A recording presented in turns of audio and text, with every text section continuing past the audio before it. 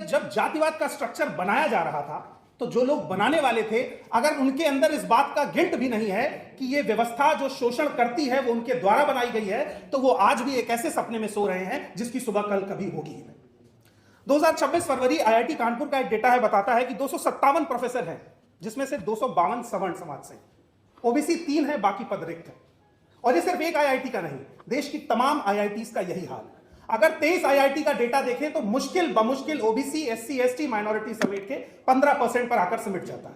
तो जो आबादी इस देश में 15% है, वो 85% संसाधनों पर अपना वर्चस्व रखती है, और जो आबादी 85% है उसको 15% में समेट दिया गया है। आरक्षण ब्रिटानिया का बिस्किट नहीं है कि 50-50 ही होगा। जब आबादी 63% है ओबीसी और ईबीसी की जोड़कर 80 करोड़ से ज्यादा, और 100 करोड़ से अधिक आबादी ओबीसी, एससी, एसटी, माइनॉरिटी की है, तो ऐसा कौन सा कैप है जो किसी भी सीजन में उतरेगा ही नहीं। उस कैप को उतारने की शुरुआत से अधिक की जानी चाहिए। पिछले कई वर्षों में जब रिजर्वेशन का कैप हटाने को लेकर डिबेट हुई तो किसी मेन स्ट्रीम टीवी मीडिया पर कोई डिबेट ऑर्गेनाइज नहीं की, लेकिन 7 दिन पहले आरक्षण हटाओ मूवमेंट शुरू होता है और हर मेन स्ट्रीम मीडिया के टीवी चैनल पर आरक्षण को हटाने की एक नई बहस शुरू कर दी जाती है, जिसमें यह बताया जाता है कि आरक्षण तो आर्थिक आधार पर था।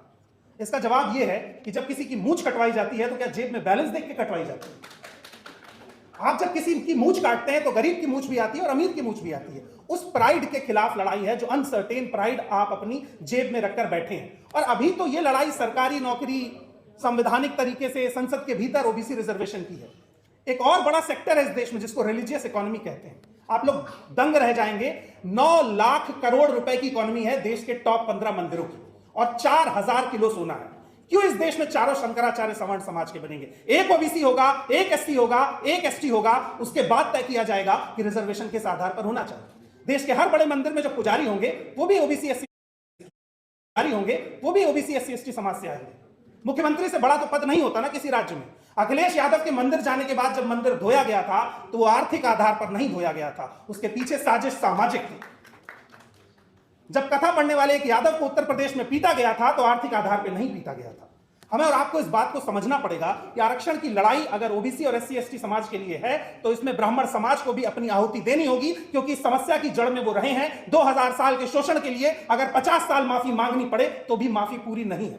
और मैं इस मंच से इस बात की शुरुआत करता हूं, जैसे अमेरिका के भीतर काले लोगों ने गोरे लोगों के सामने सरेंडर नहीं किया, तो गोरे लोगों ने उनके सामने घुटने पर बैठकर माफी मांगी। और इस देश के ब्राह्मण को अगर आपसी वैमनस्यता, भेदभाव और जो घृणा इस देश के ओबीसी एससी एसटी समाज के भीतर आपके लिए है, उसे कम करना है तो अंततः आपको माफी मांगनी पड़ेगी। रिजर्वेशन सामाजिक उत्थान देगा, आपके बीच के भेदभाव को कम करने के लिए ऐसे तमाम लोगों को फ्रंट लाइन आना पड़ेगा। बहुत बहुत शुक्रिया, धन्यवाद।